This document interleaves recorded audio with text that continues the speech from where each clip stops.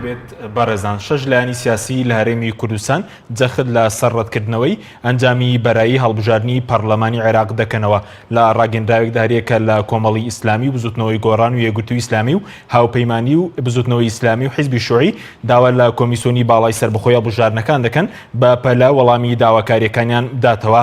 بە میواندارێک لە بەڕێزدان لە ستۆدیۆی سەرەکی محمود شێخ وەهاب هەڵسوڕایی بزوتنەوەی گۆڕان لە هەولێریشەوە سعی تەرکی ئەندامی سەرکردایەتی کۆمەڵی ئیسلامی کوردستان تاوتوی ئەم پرسە دەکەین. سەرەتا ڕاپۆرتێک دەبینین. ئەوانەی لە دەنجی خەڵک دەترسێن بەردەوام دەست دۆچ لە پوشێکیش دەبن لە پێناوی مانەوەی خۆیان. ڕاگەاندنی ئەنجامە بەراییە نافەرمیەکانی هەڵبژاردننی ئەنجومەنی نوێنەرانی عێراق، حیزب و لایەنەکانی تووشی سەرسوڕمان و هاوڵاتیانیشی تووشی نیگەرانی کردووە. هێزە دەسەڵاتدارەکانی هەرێمی کوردستان کە دەستیان لە دزی و بڕینی قوتی هاوڵاتیان و تاڵانکردنی نەوتی هەرێم و دۆڕاندنی خاک و سیاسەتدا هەبووە، بەڵام دەنگەکانیان نەکەمی نەکردووە، بەڵکو زیادیشی کردووە، ئەویش بەگرتنەبەری ڕێگای هەمیشەیی ساختەکاری.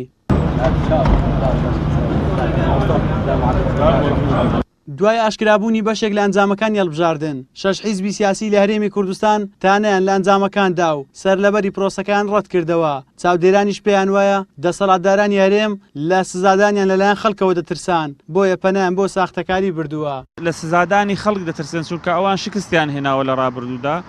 یعنی وا چاوەڕوان دەکرا دوای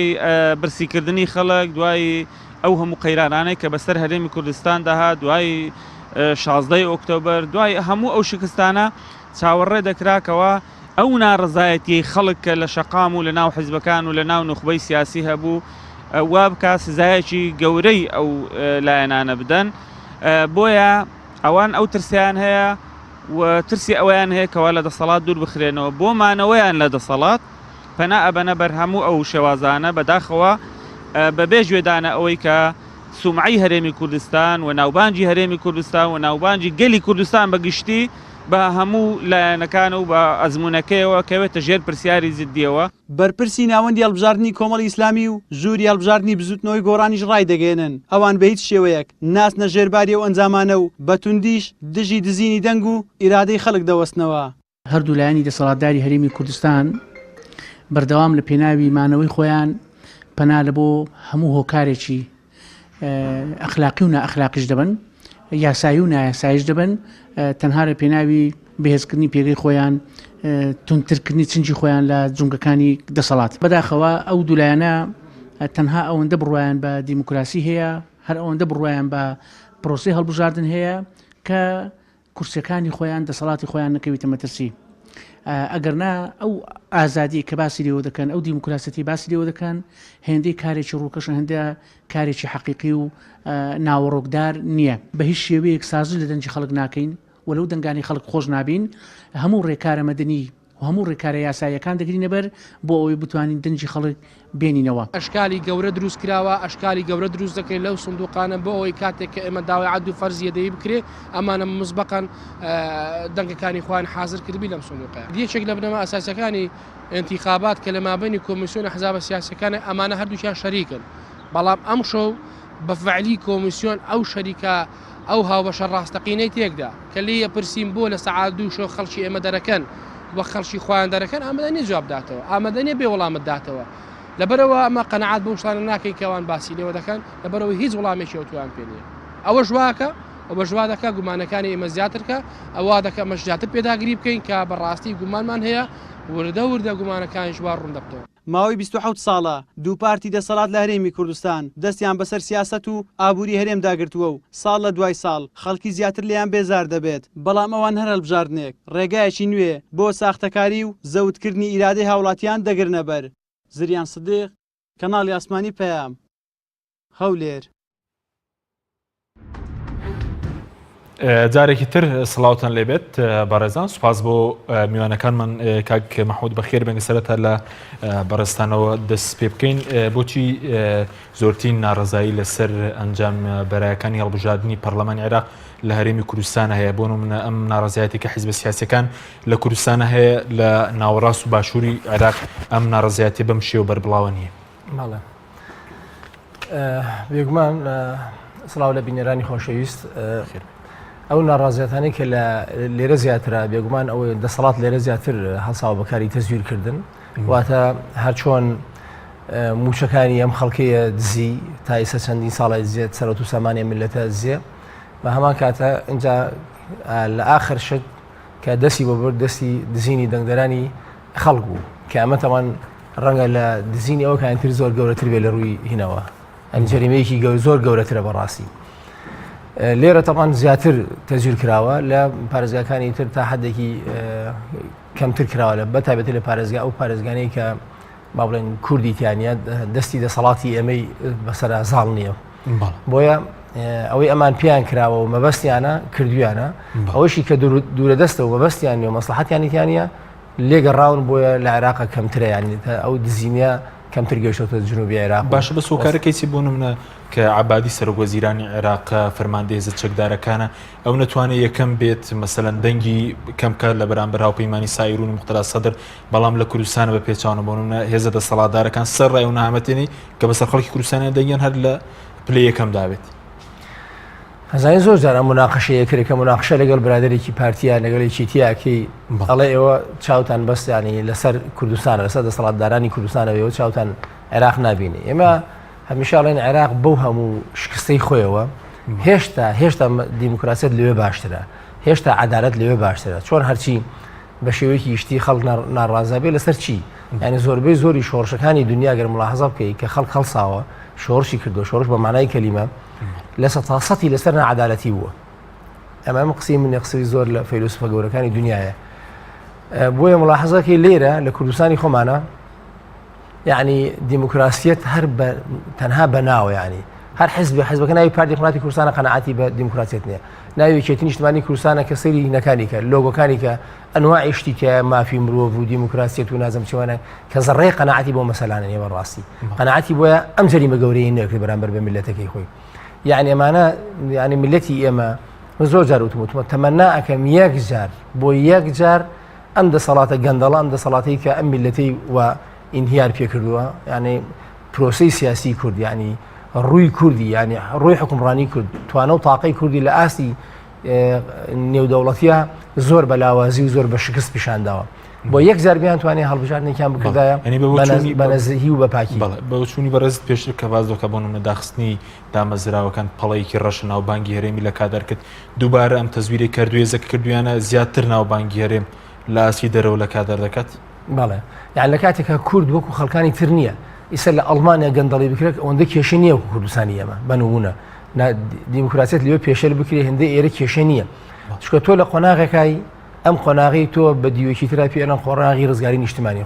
قۆناغی حرەکەی تەحەڕوری وەتانی لە هەر چوار پارچەکەی کوردستانە تۆ لێرە شانس و بەختێکت بۆ هات سەدام حوسێن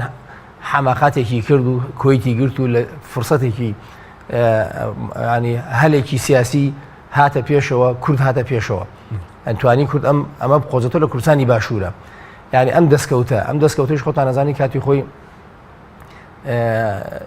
ڕەوانشاد نەوشیڕ مستەفا کە لە لای ئێمە و لە لای هەموو میلەتی کوردیش مهندسی ڕاپەڕین بووە ئەنی پەلکێشی کۆمەڵی خەڵکی کردووە پەلکێشی هەتا پارتیشی کردووە بۆ ڕاپەڕین لە ینی بەهین کراوە بەس بەڕێکەوت کراوە ئەم حاڵەتە سەری کورسانی ئەو دی و کە کورسانی ڕۆژهەڵات و کورسانی ڕۆژئاوا و کورسانی سەرویشکۆ بزانە چۆنە ینی ئەم معادلاتە لێرە خەڵک دڵی بە ئەم بەشە زۆر خۆش بوو تەمان هەموو کورد لەوانی کە لە دەرەوەن ئەوانی کە لە هەر گۆشەیەکی ئەم گۆی زەویان بەڵام ئەمان کارێکیان کرد یعنی کاریگەری خراپیان لەسەر هەر چوار پارچەکەی کوردستانە بوو یعنی لە هەر چوار پارچەکەی کوردستانە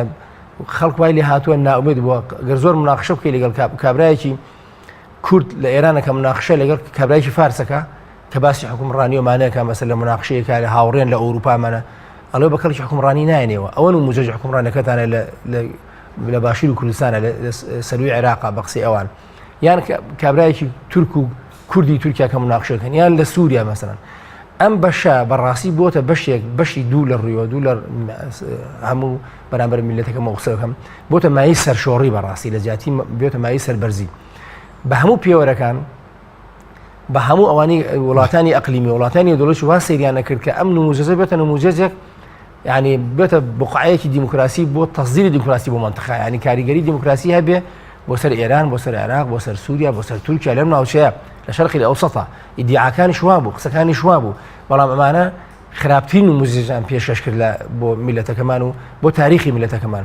بۆیە وای لێ هاتوو ئینسانی کورد خۆی قەناعەتی بە حکومڕانی کورد نەماوە هەستەکەی ئینسانی کورد وا قەناعەتی هین بۆ تۆ ئەگەڕێتوواڵە با بێگانە حکوم کالەوە لەم نموزەزە باشترە لەم دەسەڵاتە باشترە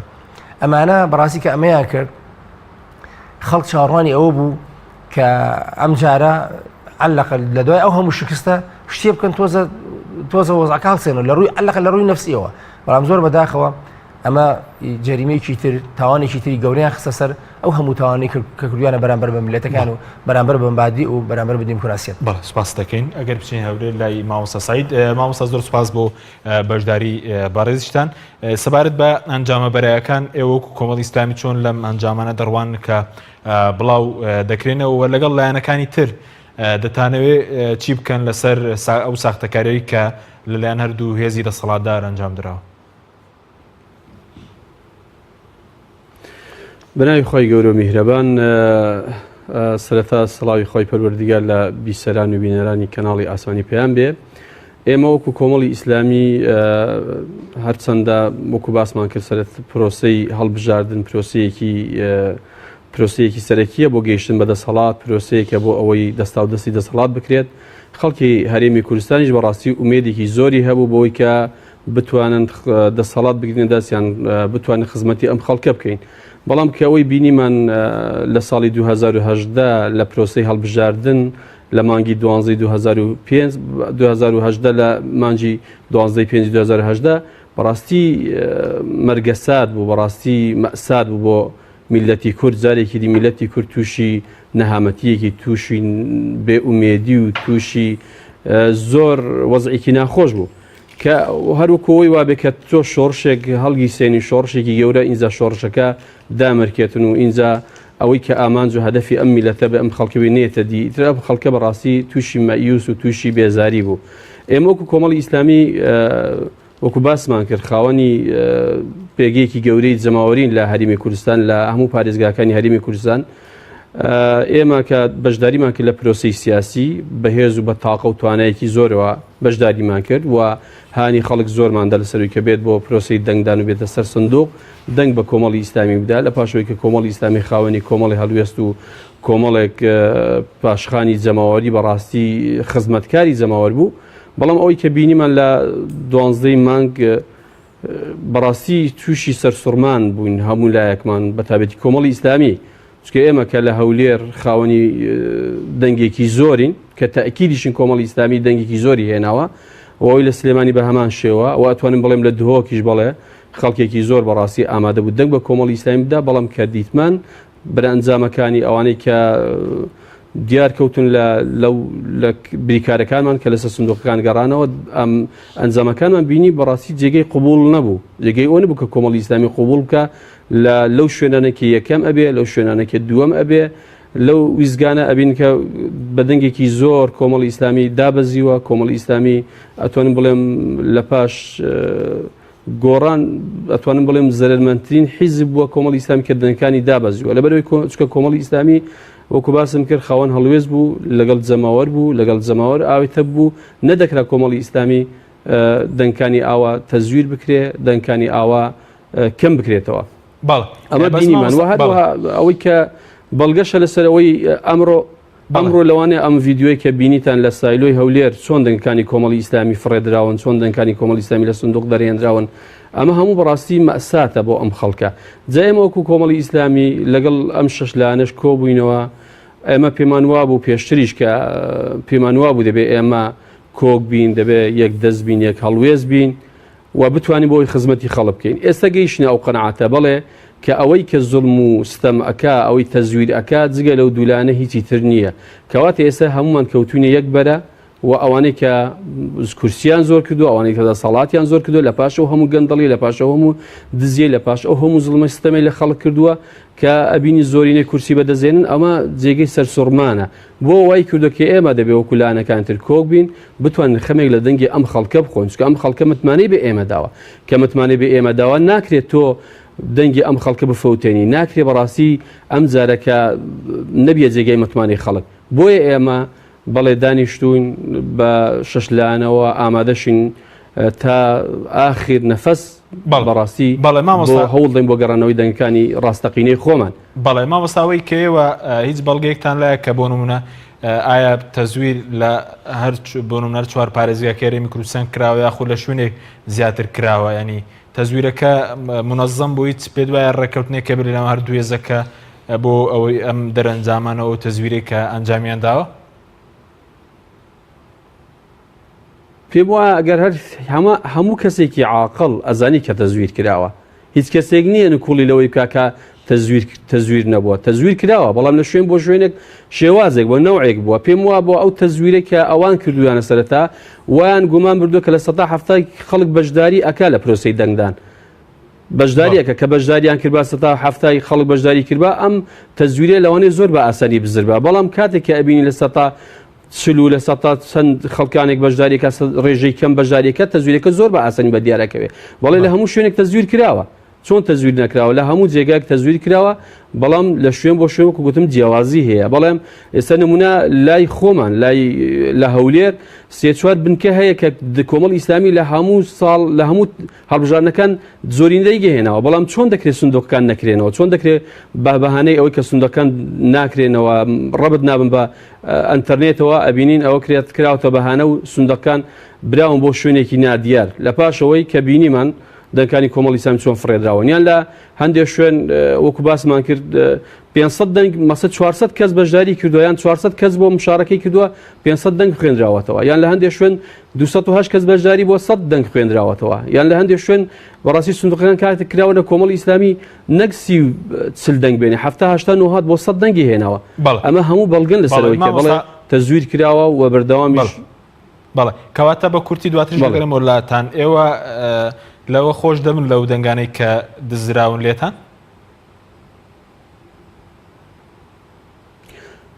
ئێمە بە هیچ شێوەیەک لێ خۆش نابین، لەبەرەوەی چکە ئێمە متمانەی خەڵکمان بەدەستێنەوە و خەڵک بەڕاستی متمانەی بێ ئێمە کردەوە. من پێم وایە خەڵکیش هیچتر لێ ئێمە ڕازی نابێ ئێمە دەنگی خەڵکی ئاوا بە هەدەر بدەین، چکە ئێمە بڕۆمە بەو پرۆسەیە هەیە. ئەگەر ئەو پرۆسێش ئەوها پێشێل بکرێتن و دەنگی خەڵک حساب بۆ نەکرێت، دزی لە دەنگی خەڵک بکرێت کە بەڕاستی شتێکی زۆر عیبەیە. هەتا ئێستا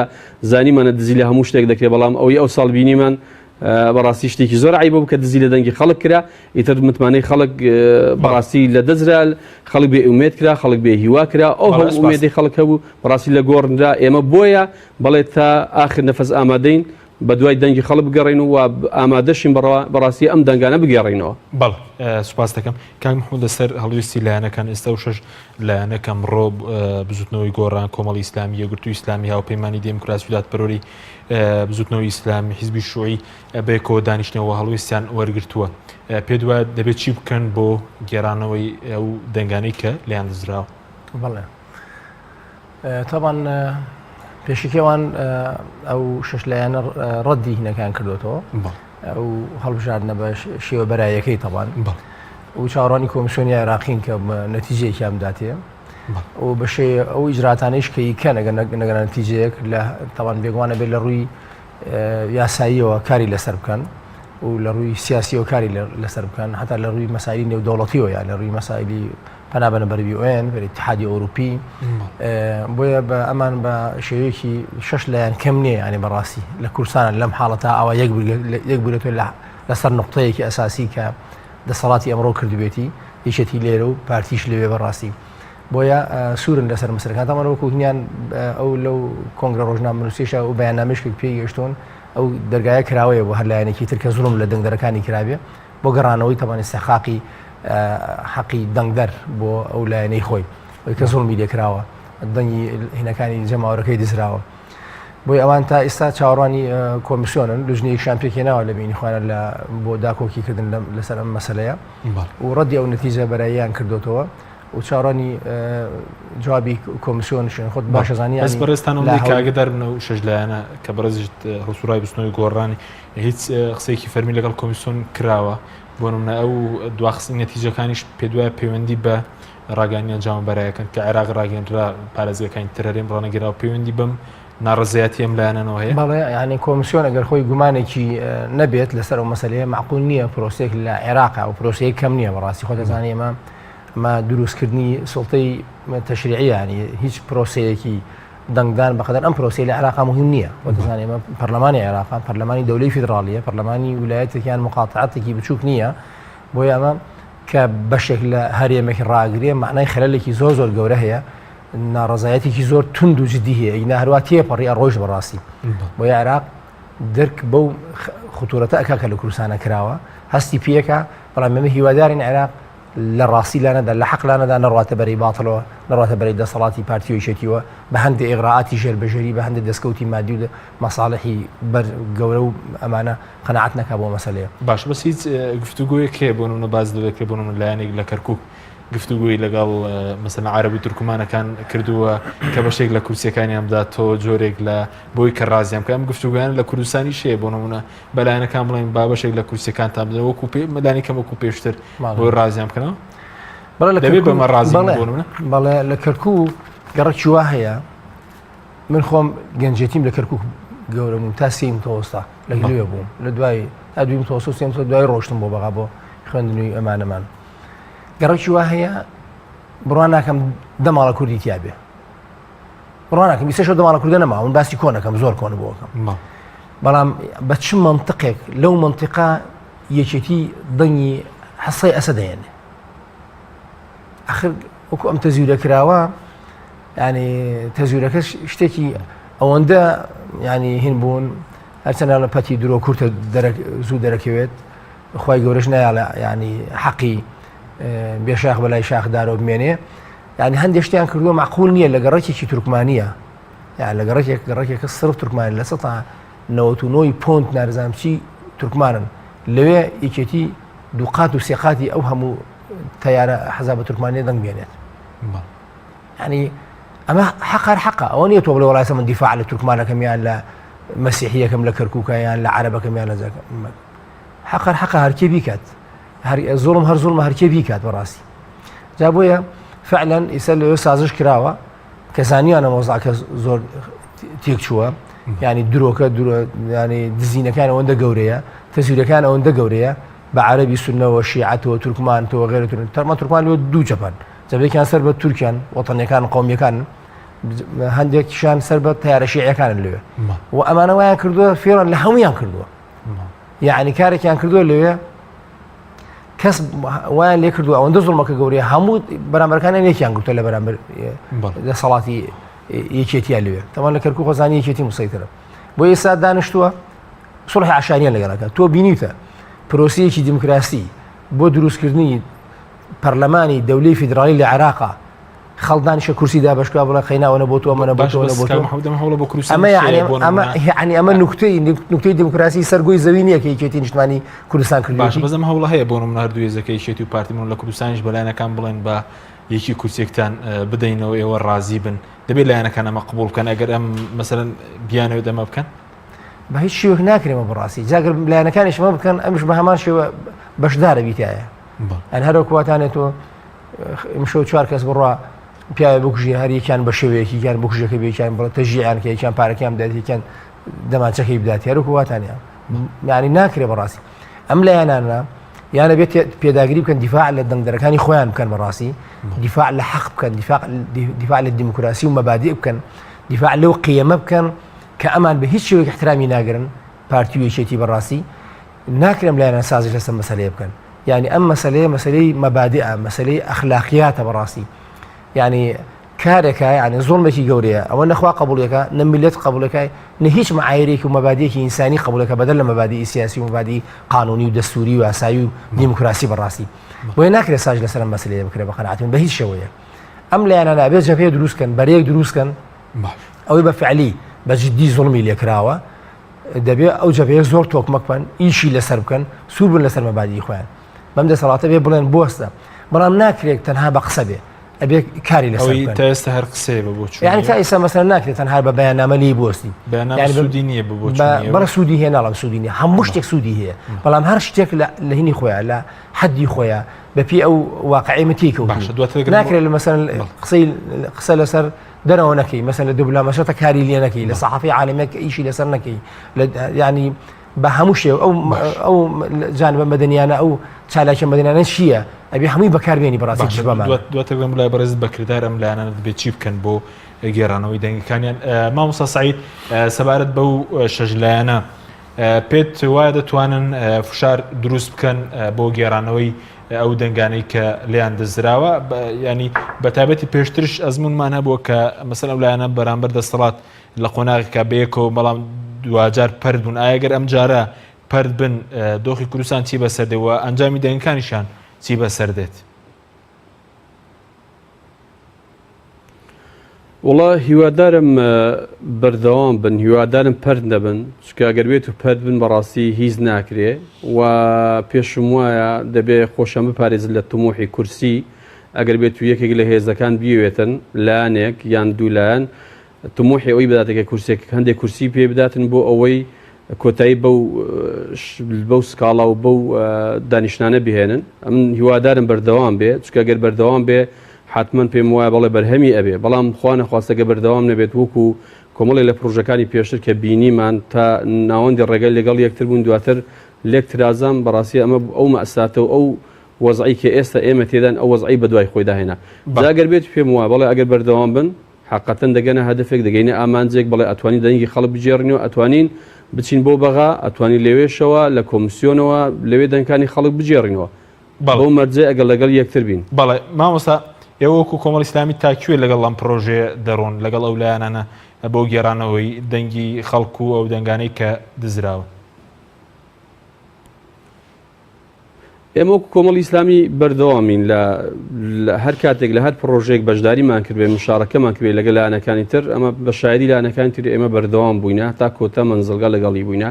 و ئێستا شێکی لەو پرۆژە گەورانێک کە ئێستا بەڕاستی بەرەو کاریەمی کوردستانی گرتووە زایادانی دەنگی خەڵک و دزینی دەنگی خەڵک، بڵێ ئێمە وەکو کۆمەڵی ئیسلامی هەتا ئاخر نەفەس وەکو باسم کرد هەتا کۆتا نەفەس ئێمە لەگەڵین و هەتا گەڕێنەوە دەنجی تاکتاکی خەڵک، چکە ئەم دەنگانە بە ئاسانی پێیان نەکراون، بە شەو نخۆنی خەڵک پێیا کراون، بە قەنەعاتی خەڵک پێیا کراون، بە کۆمەڵێک باز بەڕاستی توانیمان وەکو کۆمەڵی ئیسلامی ئەو دەنگانە پێیا بکرێ، ناکرێ ئەوە قبول بکرێ بە ئاسانی دەنگەکانمان لە کیس بچێ و لە دەست بچێ. بجا بۆیە ئێمە لێرەوە بە هەموو لایەنەکان ڕائەگەینین وەکو هەڵوێستی بەردەوامی کۆمەڵی ئیسلامی، وەکو ئەو مەبادی ئەجوانەی کۆمەڵی ئیسلامی بەردەوام هەڵی گرتووە، بەڵێ ئێمە تاکو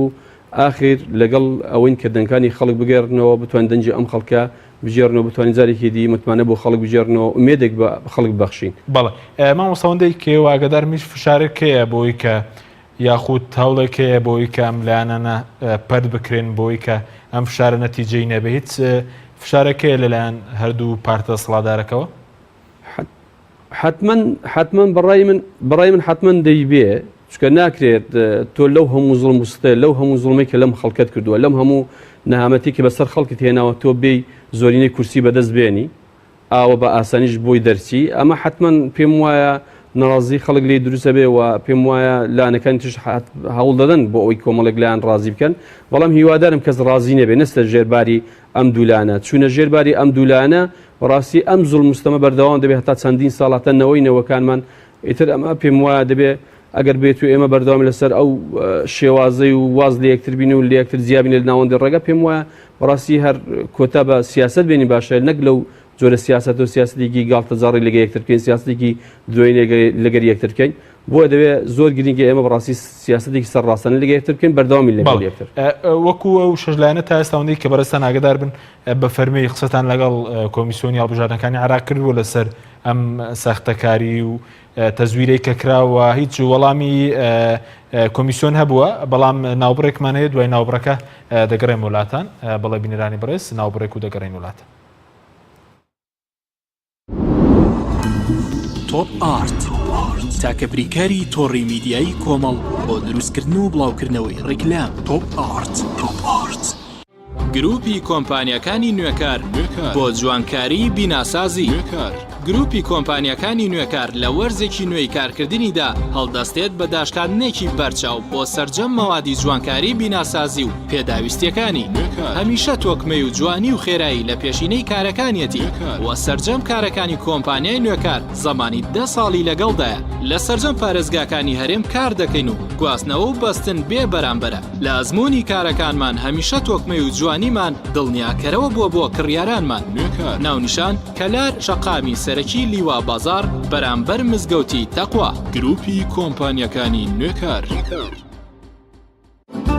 کۆمپانیای دنیا دیکۆر بۆ هەموو کاریکەی دیزاین و دیکۆرات. کۆمپانیەکەمان ئامادەیە بۆ کاری دیزاین و نۆژەنکردنەوە و جێبەجێکردنی ڕووکاری دەرەوە و ناوەوەی بینە و پرۆژەکانتان با سوودوەرگرتن لە باشترین ستافی جێبەجێکار و با سەرپەرشتی ئەندازیاری شارەزا، با بەکارهێنانی مەوادی سمنتبۆرد، ئەسترۆپۆل، سەقفی مەغریبی، کاغەزی دیوار، تەختەی ئەرزی، سرێتیواڵ و چەندین دیکۆری تر. لە ئێستادا دەتوانن زەویەکانتان ڕادستی ئێمە بکەن با کەمترین کات و بە باشترین کوالیتی کارەکانتان جێبەجێ دەکەین. ناونیشان سلێمانی شەقامی مەلیک مەحموود بەرامبەر پارکی مەلیک مەحموود. کۆمپانیای دنیا دیکۆر بۆ هەموو کارێکی دیزاین و دیکۆرات. کۆمیلی نیشانی بەرزی کوالیتی و ڕەسەنایەتی لە بەرهەمهێنان. بەرهەمەکانی کۆمیلی شامپۆی قژی کۆمیلی بە پێکاتە تایبەتەکەی هۆکارە بۆ بژانەوە و بریقەدارکردن و بەهێزکردنی ڕێگەکانی قژ. جۆرەکانی شامپۆی قژ بۆ قژی ئاسایی و چەور و وشک و دژەکڕێش و قژی مخۆرکە بۆ یەکراو. جۆرەکانی کلینەکسی تەڕی کۆمیلی بۆ بەکارهێنانی ڕۆژانە، پاکەرەوەی لەش، پاکەرەوەی ماکیاژ کە توانایەکی بەهێزی هەیە لە لابردنی ماکیاژ و مادەی وەتەرپروفی ناو ماکیاژ بەبێ جێهێشتنی هیچ موادێکی زەیتی. شامپۆی خۆشتن و دەستشتنی کۆمیلی پێست بۆنخۆش و نەرمەکە. کرێمی دەست و دەموچاوی کۆمیلی لە 100% زەیتی زەیتونی سروشتی تیا بەکاراتوە، پێستە وشک و زبرەکانی دەست و قاچ نەرم و زیندووە کاتەوە. زۆرینەی بەرهەمەکانی کۆمیلی لە 100% زەیتی زەیتونی سروشتی تیا بەکاراتوە. گۆڵدن ئای بریکاری سەرەکی بەرهەمەکانی کۆمیلی. فانسینێت خێراترین هێڵی ئینتەرنێت بە داوەلۆندی بێسنوور ئێستا لە خزمەت کڕیاراندایە. فانسینێت جۆرەها کارتی پڕکردنەوەی بۆ ئامادە کردوون کە سەرجەمیان داوەلۆندیان بێ سنوورە بۆ ماڵ و شوێنە گشتیەکان. کارتی 9000 دیناری بۆ ماوەی 1 هەفتە، کارتی 7000 دیناری بۆ ماوەی 15 ڕۆژ، کارتی 30000 دیناری بۆ ماوەی مانگێک، کارتی 40000 دیناری بۆ ماوەی مانگێک و بە خێرایی زیاتر کە تایبەتە بە یاری ئۆنلاین. هێڵی فانسینێت لە ڕێگەی ئامێرێکی تایبەت کە لە سەرباندا دەنرێت وەردەگیرێت و لە ڕێگەی گەێنەرێک بۆ ئامێری بڵاوکردنەوە لە ناو ماڵەکەت یان شوێنی کارەکەت کاری پێدەکرێت. ژمارەی تەلەفۆن 070 224 75 74 یان 050 194 36 37. فانسینێت. ئەزانن چیا ئەسپیڕەش سەرچاوی چێژە و ڕەونەقدار و گەش بەراکەت و خێر پێویستی ماڵە وەرنە لای ئێمە بانە بن بێبەش برنج و ساوار شعری ئەو چایە ماش و نیسک و نۆک ڕۆن و لۆبیایە ئەسپیڕەش تەنیا و بێوێنە و جیایە چی خواردن هەیە هەمووی مەلایە هێندە هەرزانە کەس نابێ بێبەش کوالێتی بەرز و تام و بۆنی خۆش بەرهەمە شازەکانی ئەسپیڕەش بەرهەمە شازەکانی ئەسپیڕەش بەرهەمەکانی گروپی ئەسپیڕەش. تۆپ ئارت تاکە بریکاری تۆڕی میدیایی کۆمەڵ بۆ دروستکردن و بڵاوکردنەوەی ڕیکلام. تۆپ ئارت.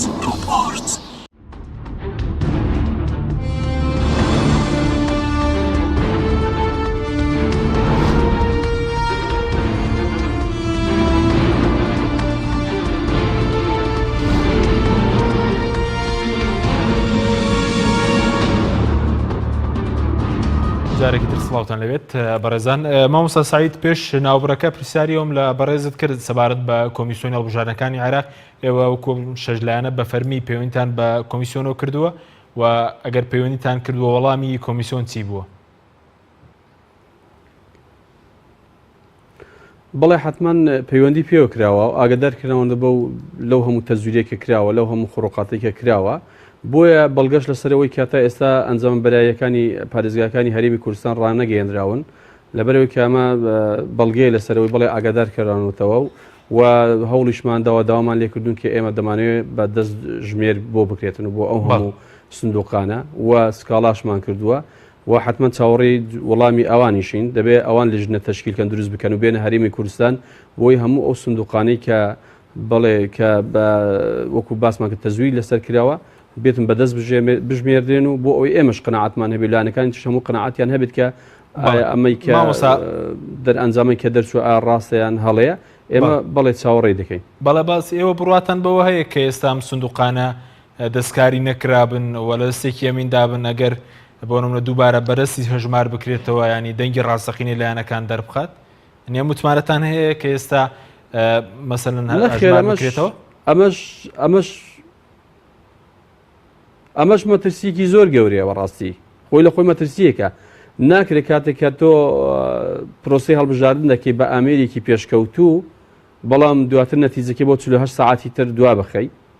دواتر ئەو سندوقانە بۆ شوێنێکی نادیار بگۆزرێنەوە چکە ئەو سندوقانێکی ئەو شوێنەی دیاری کراون ئەو قاعانەی دیاری کراون بۆ ئەو شوێنە نەچوون بەڵکو بۆ شوێنەکانی تر چوون بە بەڵگەوە بەڵگەمان هەیە لە شوێنەکانی تر سندوقان دانراون ئەمە بەڵێ جێگەی مەترسیە هەرچەندە ڕۆژ بمێنێتەوە هەرچەندە کات بمێنێ سندوقەکان زیاتر دەکەوێنە مەترسیەوە زیاتر ئێمە وەکو ئەو شەش لایەنە گومانمان بۆ دروستە بێ جا بۆیە ئەمە پێم وایە زەرورە گرینگە کە کۆمیسیۆنی باڵای عراقی بە زوودین کات لیژنە تەشکیل کات بە زوودین کات بە هانای داواکاری لایەنەکان بێتن و بۆ ئەوەی بتوانین ئەم پرۆسەیەک لا بکەینەوە وەکو باسمان کرد ئەگەر خۆ ئەگەر بێت و بەو شێوازە هەر بەردەوام بێ ئەمە دەبێت چارەیەکی ڕێگە چارێکی تر بدۆزرێتەوە بەڵێ سوپاس دەکەم کاک محمود سەبارەت بۆ کە بەرز وتت نابێ هەر هەڵوی سێملایەنە تەنها بەیان نامە بێ دەبێت چی بکەن بۆ نمونە بەکردار بۆ نمونە توانن چی بکەن کە ئەم مافەی خۆیان وەربگرنەوە تاوان ئێستا ئەم لایەنانە و خەڵکیش هەموو ئەو دەنگدەرانێک کە بۆ دەنگیان داوت لایەنەکانی خۆیان چاڕوانی نەتیجەن بەڕاستی خەڵک هەمووی تووشی شۆک بۆ لە ئەم خەڵ لە دوای هەڵبژاردنەوە لە سەرانسەری دنیا خەڵ خۆشی و شادیەکە بەڕاستی ینی هەستەکەی قۆناغێک چۆتە پێشەوە ئێمە دەنگدەرەکانمان ناومێت بوون وەکو ماڵوەرانێکی لێ هاتووە بەڕاستی ینی هەناسە ساردەیەکی لاتۆ بەنسبەتەوە دەنگدەرانەوە بە شێوەیەکی گشتی ئەو لایەنانەی کە تەمان زوڵمیان لێکراوە ئێستا بە شێوەیەکی گشتی ئەو لایەنە ئەو دەنگدەرانە چاڕای نەتیجەی کۆمیسیۆن کە بەتەمایە بەشێک لەو کورسیانە بە پێم وایە بەشێکشی بردیان گەشتووە گەرم ڕۆ گەشتیان مشەوەگات ینی کورسەکان ئەوانەی کە لێرەوە ڕەوانەی بەغداد بکرێن بەڵێ بەشی لەو عینەیەکیان وەرگرتووە لەو عینانە بەعتبار لێ دەستژمێری بکەن بزانن مطابقە لەگەڵ جیهازەکەیان مطابق نییە کە من دڵنیام یانی دڵنیام 100% ئەگەر ئەمەش درۆ دەرەسەیتیان نەکرابێ و عینەیەکیان بە مەزبوطی وەرگرتی بێ و دەستکاری ئەو سنوقانە نەکرابێ لەمانەوە چەند ڕۆژام چەند شەواکە لە سلێمانی و هەولێر ماوەتەوە ئەوە من دڵنیام چۆن نەزانم قەڵەمە بەدەستم ئاوا ئەزانم فەرقی عەرز و عاسمان هەیە لە بینی خوێندنەوەی جیهازەکە و ئەو دەنگدان یەقینیشت نییە کە دەستکاری کراون ینی لەوەش گومانم زۆرە بانەڵم یەقین بەڵام گومانێکی زۆرم هەیە کە ئەو کورسی بەڵام هێزێک سەختەکاری لە ئامێر ئەلکترۆنیکە بکە بۆ چوین تۆ سەختەکاری لە سندوقی دەنگەکانیش ناکات ئەوە زۆر ئاسانترە ینی دەستکاری لە دەستکاری پێ بۆ نەودا خەڵکی خەڵکی کەم بەشداری کردووە لە هەڵبژاردن کاک باشتی پێ بڵێ پارتی و یەکێتی بۆ خۆیان مبدعن بەڕاستی داهێنەرن لە چی شاسوارن قارەمانن بەتەڵن بەس بۆ خۆیان بەڵام بۆ ملێتەکەیان نە قارەمانن سەرشۆڕن ڕوڕەشی دنیا و قیامەتن ڕۆژی لای خوا و ڕۆژ لای ملەتەکان هەتا ئەو ڕۆژەی مردن ئەمرن پارتیوەکێتی ناتوانن خۆیان ڕووسول بکەنەوە خۆیان ڕووسی بکەنەوە لەبەر هیچ مەساڵیان نێشتۆمانە بۆ خۆیان وەکو باسم کرد حکوومەتێکی زۆر نایابن حکوومەتێکی زۆر عجایبن بۆ دزین بۆ کوشتن بۆ ئەوەی نەشێ و بشی ئەوەی ئینسان ئەوەی خوا قبولی ناکە ئەوەی ئینسانیت قبولی ناکە ئەوەی مەبا ینی ئەوەی قیەمیان نەبێ لە شۆرا بنەوە لە حوشتێک ئەمە پارتیوەکێتیە بەڕاستی ئەوەی نەشێ و بشی ئیکەن بە میلەتەکە لە پێناوی خۆیانە بۆیە بۆ خۆیان زۆر مهمن حکوومەتێکی زۆر نایابن بۆ خۆیان بەڵام بۆ میلەتەکەیشان سەرشۆڕ ڕوڕەشی دنیا و قیامەتن بۆیە ئامادە بەچی ڕویان ڕژ بوو کە بەرز تۆمەتباریان دەکەن ئەوەی نەشێ و بشە کردیانە بە میلەتەیان بەڕاستی خیانەت لە دوای خیانەت نامێ بچمە سەر تاریخی سیاسیەمانە مێژووی سیاسیەمانە بەڕاست هیچ شتێکیان نێشتۆ یان لە پاش ئەو هەموو کاکە لە پاش 1970 ئەنفال خەڵکی فەقیر و دامای و قڕبەسەر کوڕکوسی گەنجی جوان مناڵ پیاوی معقول ژنی معقول هەمووی ڕۆشتە لە پێناوی ئەم شۆڕشە ئەمە نەتیجەکەی ئەمانە حاکمی بن ئەمانە حکمی بکەن ئەمانە لە دەسەڵاتە بن یعنی بەڕاستی حەق ئەم میلەتە هەڵسێ تەخت و تارازیەمانە بڕوخێنێ بەڕاستی یان 5,000 کیمیابەرانی هەڵەبجە ئێستاش کەسوکارەکانیان خۆ دەزانێت بەرچاوی خەڵکە تاکە تەرگالیان ئەمرێ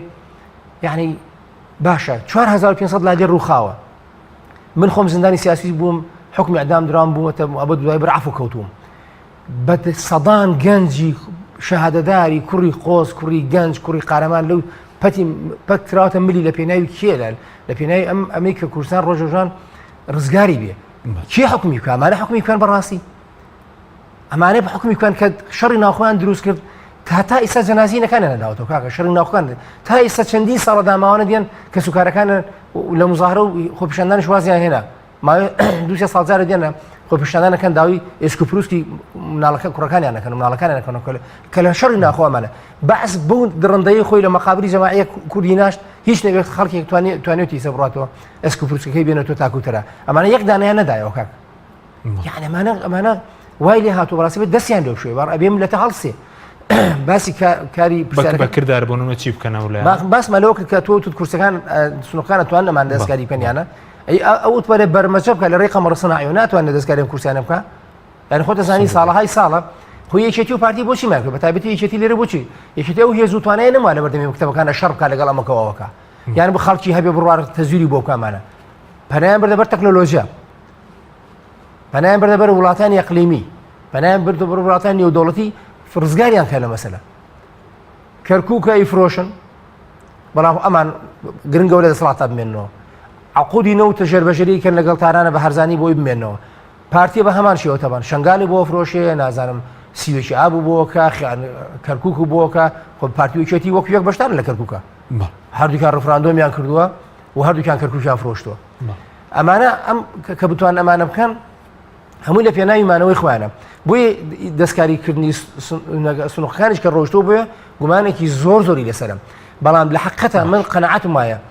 ئەگەر دەستکاری نەکرابێ 100% سنووقەکان و خوێندنەوەی حتا مەسەن خوێندەوەی سنووقەکان بەشێکە لەو هێنانەکە ڕای کێشن 9 مانگ بەرمەجە کراوە پڕ کراوەتەوە پێشینە حوتی مانگ پڕ کراوەتەوە کاکە بەنمونە مەسەن کە لە معقولە کەلاری لای ئەمە بزنەوەی گۆڕان لە 28,000 دەنگەوە پێشتر بێتە 5,000 و 6,000 دەنگ ئێستا هەڵبژاردننی 2004 28,000 دەنگ لە کەلارێنەوە بێتە 5,000 6,000 دەنگ لە کەلارە کاکە ئاخر شتێک عقل قبڵە بۆ یەکێتی چی ئینسازێکی کردووە تا ئاوا هەڵسێتەوە خولایەکشی لێ بۆتەوە هاوپەیمان لێ بێتەوە دوکتۆر بەرهەمیشی لێ بۆتەوە ئاخر بەخۆ عقل قبولی ناکە کاک هەر لە نمونەت بۆ دێنەوە لە هەڵەبجەی تازە سنووقێک شکاوەتیانە با بیژمێرین 115 دەنگ بۆ یەکێتی خوێندوێتەوە جیازەکە کاتێک کە سنووقەکەکەنەوە خۆی چل دەنگی تایە یان هەموو حیزبەکان چلی تایە یعنی بەڕاستی ئەمانە ئەبێ بە کردار ئەم لایەنە کۆڵ نەدەن ئەگەر ئەم لایەنە کۆڵش دەبێت دەبێت ئەم ملەتە کۆڵ نەدا بەڕاستی گەر هاتوو لایەنەکان خۆیان سازشیان کرد ملەتەکە خۆی هەڵسێ کۆڵ نەدا چکە مافی مشارەکەی سیاسی هاوڵاتی کورد یعنی حەقی سیاسی خۆی خوراوە کە مافێکی سیاسی خۆیتی بەشداری بکە وتوانن لەگەڵ UN قسە بکەنەوە محکەمەی اتحادیە عولیا شکات بکەن ئەتوانن پرۆسی سیاسی بوەستێن ئەتوانن دەوائر بوەستێن ئەتوانن مەساڵحی ئەم جوود دەسەڵاتە بوەستێن بەڕاستی بدرێن لە مەساڵحیان قبول نەکرێ ناکرێت ئینسانەکان دەبێت چکە ئەهلی حەق بەرەی حەق کاتێ لە حەقی خۆی بێدەنگە بێ ئەهلی باتڵ واتە سەورەکە لەسەر حەقە یعنی ئەوە معادلەیەکە یان تۆ خۆت فرسەتت دایە لە حەقی خۆت واستێنە ئەو وا هەستەکە لەسەر حەق سواری ئەوەشی قسەیەکی هینە ئاڵێ مارتن لۆسەر ئاڵێ ئەوەی خۆی پشتی نەچەمێنێتەوە کەس ناتوانێت سواری کۆڵی بێ بۆیە من داواکەم میلەتی ئێمە ئیتر جارێکی تر بەسە با پشتمان نەچێمێنەوە بۆم دەسەڵاتە گەنج بەڵام سەرەتاوە ئەرکی هێزە سیاسەکانەوەیە طبعا ئەوە لە نسیاسەکان نوێنەرەکەم خەڵکە کردن بەڕاستی باش سپاس دەکەم مامۆستا سەبارەت بە مەسەلەی ئەگەر کۆمیسیۆن نەتیجەکان ڕابگەێنێت ئێوە خۆتان ئامادە کردووە کە دوای ڕاگەاندنی ئەنجام بەرایەکان بە فەرمی تانە لە ئەنجامیە و هەڵبژاردن بدەن حتمما ئێمە چاوەڕێی بەرەنجامەکانەکەین چاوەڕێی وەڵامی سکاڵاکانی خۆمانەکەین چاوەڕێی کۆمیسیۆنەکەین بزان کۆمیسیۆن چ وەڵامێکی هەبێت چاوەڕێی ئەنجامەکەیەکەین ئایا ئەنجامەکان بەو شێوازن کە ئێستا ئەعلان کراون بەو شێوازن کە ئێستا پارتی یەکێتی ئەعلانمەکە تەلاعوب بۆ خۆی پێیەکە ئەمە چاوەڕێی ئەو ئەنجامانەکەین کاتێک کە ئەنجامەکان بە دیارکەوتن پێم وایە ئەو کاتی قسەیەکی تر ئەبێتن ئەو کاتی هەڵوێستێکی ترمان ئەبێت ئەو کاتی دەبێ بیر لە ڕێگە چارەیەکی تر بکرێتەوە بەڵێ بەس وەکو ئەوەی کۆمەڵک بژاردە باز دەکرێت لە بەردەم ئەو شەژلایەنە لە ئەوەندەی کە بەڕێستان ئاگدار بن لە کۆبنەوەکەی ئەمڕۆ لە کۆبنەوەکانی تریش باز لە بایکۆتی پرۆسی سیاسی کراوە بۆ نمونە لە عێراق لە کوردستان ئەگەر ئەم پرۆسە هەڵەیە ڕاز نەکرێتەوە ئەوە پێشنیارێکی کراوە خۆ پێشنیار پێویستی بە دیراسەکردنێکە پێم وایە ناکرێتن لە کۆبوونیوەکی ئاوا بڕیا لەسەر چارە نووسی ئەم حیزبانە بدێ پێم وا دەبێ ئەمانیش بێنەوە دیراسەیەکی باش لەسەر بابەتەکە بکەن لەگە سەرکردایەتی خوان و لەگەڵ لەوانی لەگەر ئاستێکی خوارەوەش ئەمجا بڕیا لەسەر ئەم پێشنیارێت بکرێت چکەم پێشنیار بووە تەنا پێشنیارێکە نەک بڕیارێکە بڕیار درابێت ئێمە وەکو باسم کرد هەتا بەر ئەنجامەکان بە دیار نەکەوتن هەتا ئەنجامێکی کۆمیسیۆنی ئەعلان نەکە ئێمە ناتوانین بڕیار لە ئێستاەوە بڕیار لەسەر بابەتێک بدەین کە بزرە شاراوەیە نازانی چی لە پشتەوەیە ئەگەر بێت و کۆمیسیۆن بە حەقیقی بێتن هەموو دەنگەکان بژمێری هەژمار بکە پێم وە ئێمە هەموو لایەنەکان پێم وە دەنگی زۆرمان هێناوە پێشم وایە ئەو کاتی کێشە نابێ ئەو کاتی هەموو لایەکمان بە دەنگی حەقیقی خۆمان ڕازین بەڵام ئەو دەنگی وەکو باسم کرد لە هەولێر ئێمە لە 82,000 دەنگەوە بین بۆ 34,000 دەنگەوە شتێکی نامەنتیقی نەماعقولە ئێمە ئەو هەموو دەنگە کەم بکەینەوە ئەمە پێم وایە شتێکی ناماعقولە گریمانێکدا بنێ کە هەندێک خەڵک نهاتوە دەنگی بدا گریمانێکدا هەندێک بەلانی تردەوە بەڵام ناکرێت تۆ بێ 52,000 یان هەتاک بڵێ بتوانم بە 52,000 دەنگ بە کۆمەڵی ئیسلامی نەدرابێت ئەمە شتێکی نامەنتیقیە و عەقڵ قبوڵ ناکات جاوەکو باسم کرد ئێمە چاوەڕوانی ئەنجامە بەرایەکانی کۆمیسیۆن دەکەین بەڵام کۆمیسیۆنیش نازانم بۆ تا ئێستا تەنها ئەعلانی ئەوەی نەکردو هەرێمی کوردستانی نەکردووە ئەعلانی هێندێک لە محافزەکانی عێراقی نەکردووە پێم وایە ئەوانیش ئەزانن کە تەزویر کرا ئەوانیش ئەزانن بەڵێ کە خروقاتی زۆر کراوە بۆیە ئەوانیش نازانن چۆن خوان لێ نەزادن جا هیوادارم ئەوانیش بێلانن تەعامل بەڵێ مامۆستا خوا نەخواسە شتێکی ژێربەژێریان هەبێ اتفاقی ژێربەژێریان هەبێ ئەگەر اتفاقێکی ژێربەژێری هەبوو ئەو کاتە مەسات و کارەسات دروست دەبێ لەم هەرێمە خەڵک مەیوز دەبێت لە هەموو شتێک ئەو کاتی تاگڕەوی دروست ئەبێ ئەو کاتی ئیتر هیچ مانایەک نامێت بۆ پرۆسی دیموکراسی مانایەک نامێت بۆ هەڵبژاردن و ئیتر پێم وایە وەزعێکی ناخۆش دروست بەڵێ مامۆستا ئەگەر ئێوە وەکو لایەنە سیاسیەکان وەکو شەش لایەنە